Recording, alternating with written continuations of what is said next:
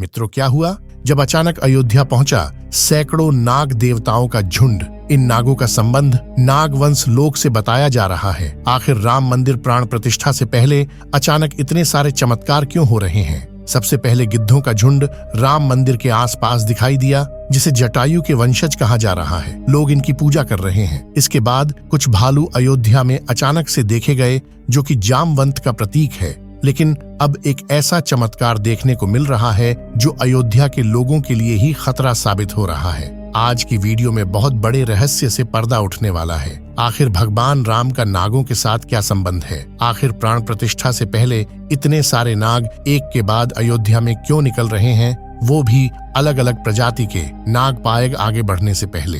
अगर आप भी एक सच्चे सनातनी हैं, तो इस वीडियो को लाइक करके कमेंट बॉक्स में जय श्री राम जरूर लिखें। 22 जनवरी सोमवार के दिन अयोध्या के नवनिर्मित राम मंदिर में होने जा रही रामलला की प्राण प्रतिष्ठा का सभी देशवासियों को बेसब्री से इंतजार है। राम जी के भव्य स्वागत की तैयारी जोरों शोरों पर है। यह तारीख कोई आम तारीख नहीं है, बल्कि इसके पीछे बहुत ही खास महत्व छिपा हुआ है। आखिर राम मंदिर की प्राण प्रतिष्ठा के लिए 22 जनवरी का समय ही क्यों चुना गया? इसके पीछे का रहस्य जानकर आपके भी होश उड़ जाएंगे।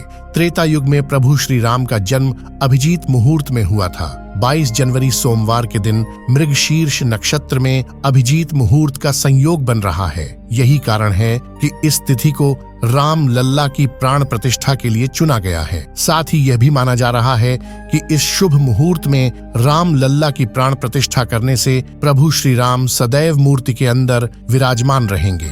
लेकिन जैसे जैसे प्राण प्रतिष्ठा का समय नजदीक आ रहा है, वैसे वैसे अलग अलग प्रजाति के नाग अचानक ही अयोध्या में प्रकट हो रहे हैं, जो कि अयोध्या वासियों के लिए खतरा बनते जा रहे हैं। लेकिन गिद्धों का और भालुओं का संबंध तो प्रभु श्री राम से बताया जाता है। उन्होंने रामायण में उनकी सहायता भी की थी। लेकिन इन नागों का श्री राम के साथ क्या संबंध है? आज की वीडियो में इस रहस्य से पर्दा उठने वाला है।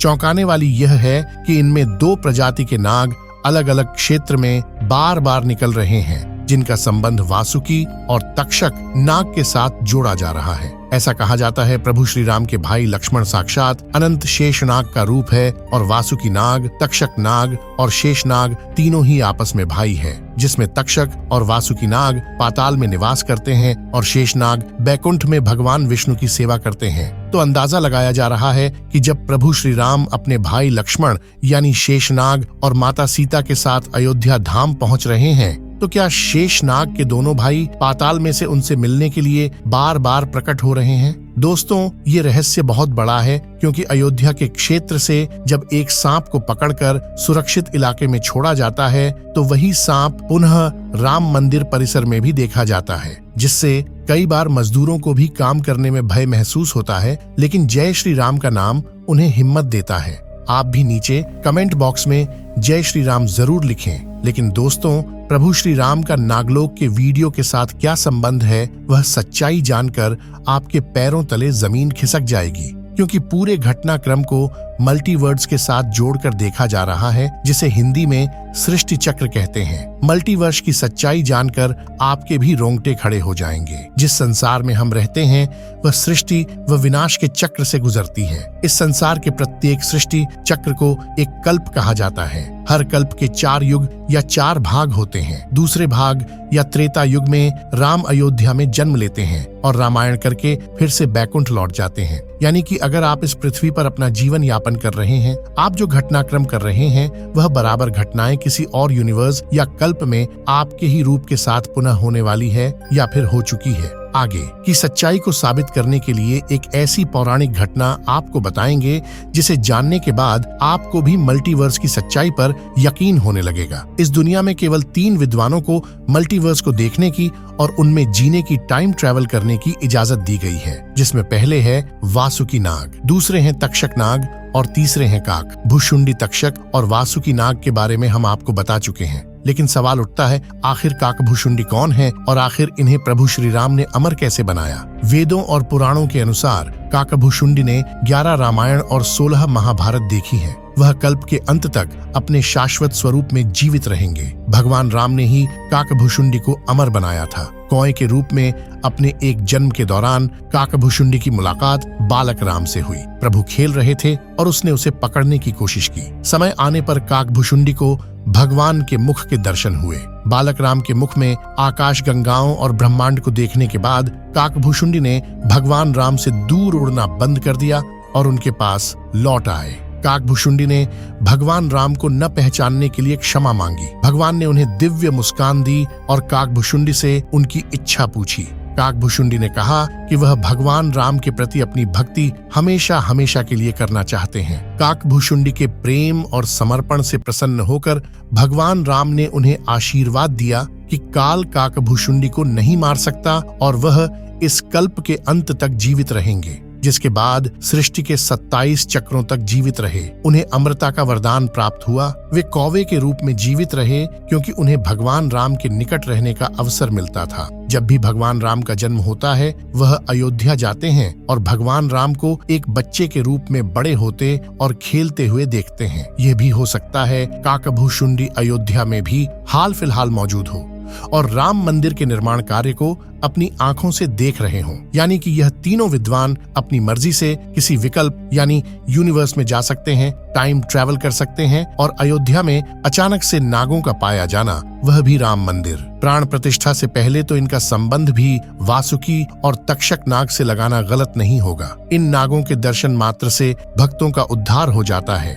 लेकिन कई लोग होंगे जो अभी भी मल्टीवर्स यानी सृष्टि चक्र को मानने को तैयार नहीं होंगे। लेकिन आगे हम एक ऐसी सच्ची कहानी आपको बताने जा रहे हैं जिसका संबंध रामायण से जुड़ा है और इसे जानकर आपको विश्वास हो जाएगा कि मल्टीवर्स वास्तव में होता है। जिस तरह दुनिया में आने वाले हर इंसान की मृत्यु निश्चित होती है, उसी तरह इंसान रूप में जन्म लेने वाले भगवान के अवतारों का भी इस धरती पर एक निश्चित समय है। वह समय समाप्त होने के बाद उन्हें भी अपने प्राण त्याग करके अपने लोक वापस लौटना पड़ा था। उसी प्रकार भगवान श्री राम भी इस लोक को छोड़कर वापस विष्णु लोक गए। भगवान श्री राम के मृत्यु में सबसे बड़ी बाधा उनके प्रिय भक्त हनुमान थे, क्योंकि हनुमान के होते हुए यम की इतनी हिम्मत नहीं थी कि वह राम के पास पहुंच सके। लेकिन स्वयं श्री राम ने इसका जो हल निकाला वह मल्टीवर्ड्स यानी सृष्टि चक्र के साथ जुड़ा हुआ है। एक दिन राम जान गए कि उनकी मृत्यु का समय हो गया था। वह जानते थे कि जो जन्म लेता है उसे मरना पड़ता है। उन्होंने कहा कि यम को मुझ तक आने दो, मेरे लिए वैकुंठ मेरे स्वर्गिक धाम जाने का समय आ गया है। लेकिन मृत्यु के देवता यम अयोध्या में प्रवेश करने से डरते थे, क्योंकि उनको राम के परम भक्त और उनके महल के मुख्य प्रहरी हनुमान से भय लगता था। यम के प्रवेश के लिए हनुमान को हटाना जरूरी था, इसलिए राम ने अपनी अंगूठी को महल के फर्श के एक छेद में से गिरा दिया और हनुमान से इसे खोज कर लाने के लिए कहा। हनुमान ने स्वयं का स्वरूप छोटा करते हुए बिल्कुल भंवरे जैसा आकार बना लिया और केवल उस अंगूठी को ढूंढने के लिए छेद में प्रवेश कर गए। वह छेद केवल छेद नहीं था, बल्कि एक सुरंग का रास्ता था जो सांपों के नगर नागलोक तक जाता था। हनुमान नागों के राजा वासुकी से मिले और अपने आने का कारण बताया। वासुकी हनुमान को नागलोक के मध्य में ले गए, जहां अंगूठियों का पहाड़ जैसा ढेर लगा हुआ था। वासुकी ने कहा, यहाँ आपको राम की अंगूठी अवश्य ही मिल जाएगी।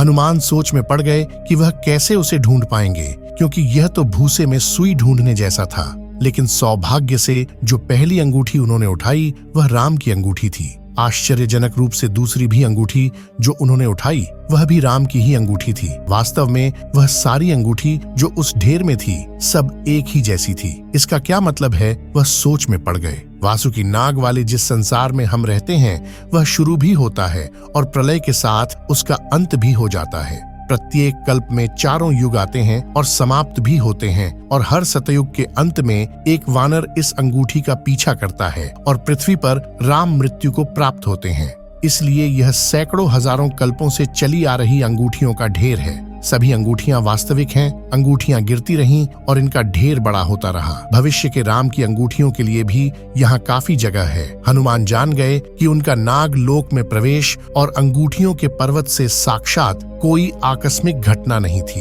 यही मालती वर्ष का रहस्य था। ये राम जी का उनको समझाने का मार्ग था कि मृत्यु को आने से रोका नहीं जा सकेगा। राम मृत्यु को प्राप्त होंगे, संसार समाप्त होगा, लेकिन हमेशा की तरह संसार पुनः बनता है और राम भी पुनः जन्म लेंगे। इस घटना के बाद प्रभु श्री राम सरयू नदी में समाहित हो गए। उनके साथ अयोध्या का एक एक वासी भी सरयू नदी में समाहित हो गया। यहाँ तक कि कीट पतंगे और अयोध्या के पशु पक्षी भी सरयू नदी में समाहित हो गए। ऐसा कहा जाता है अयोध्या में जितने भी रहिवासी रह रहे थे वह सभी देवी देवताओं के ही अंश थे, जो प्रभु श्री राम की लीला को अपनी आंखों से देखने के लिए अयोध्या में रहवासियों की तरह रह रहे थे। जब रामायण काल पूरा हुआ तो वह भी प्रभु श्री राम के साथ अपने अपने धाम लौट गए।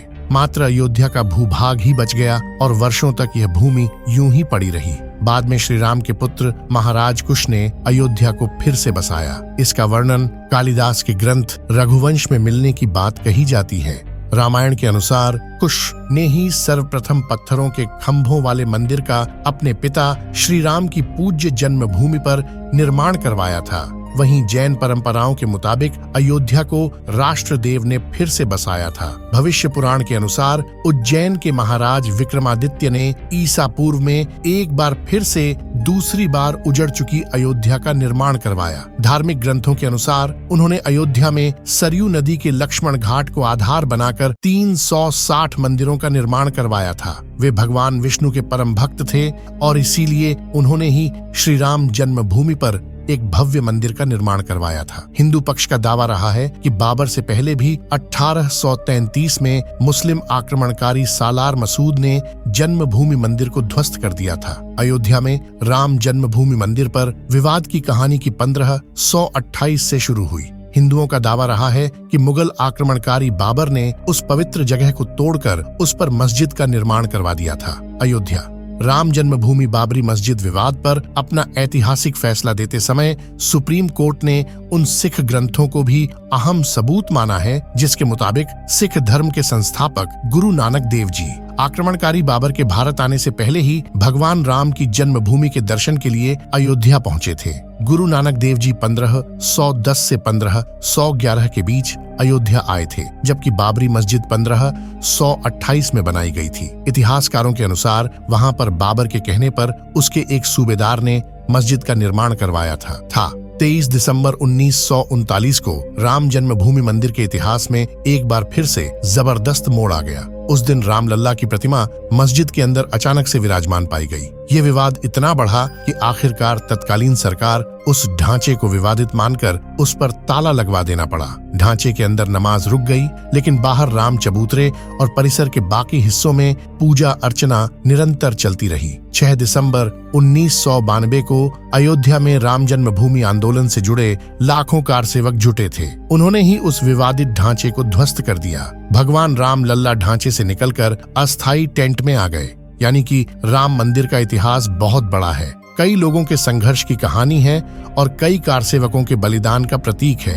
भले ही हम इस संघर्ष में भाग नहीं ले सके, लेकिन यह हमारा सौभाग्य है कि हम राम मंदिर को बनता हुआ अपनी आंखों से देख रहे हैं। अब बात करते हैं बंदरों के बारे में। साधारण बंदर आपने बहुत देखे होंगे, मगर आपने लंगूरी बंदर बहुत कम देखे होंगे, जो कि अयोध्या में हजारों की संख्या में दिखाई पड़ रहे हैं। इन्हें देखकर बताया जा रहा है कि मंदिर को देखने के लिए हनुमान जी की सेना भी अयोध्या में प्रभु श्री राम के दर्शन करने पहुंच गई है, क्योंकि बंदर हनुमान जी का दूसरा रूप माने जाते हैं। इनको भी देखकर अयोध्या वासी बहुत ही खुश हैं। जैसे ही यह वीडियो सोशल मीडिया पर वायरल हुई है, तो लोगों के मन में मंदिर के प्रति भक्ति की आस्था बहुत बराज गई है। जी हाँ दोस्तों, अगर आप भी राम भक्त हैं तो कमेंट में जय श्री राम जरूर लिखें। हम मिलते हैं आपको एक और नई वीडियो के साथ। तब तक आप सभी को मेरी तरफ से जय श्री राम। अगर आज की ये खास वीडियो आपको पसंद आई है तो सच्चे सनातनी इस वीडियो को लाइक करके हमारे चैनल को सब्सक्राइब जरूर करें। जय श्री राम।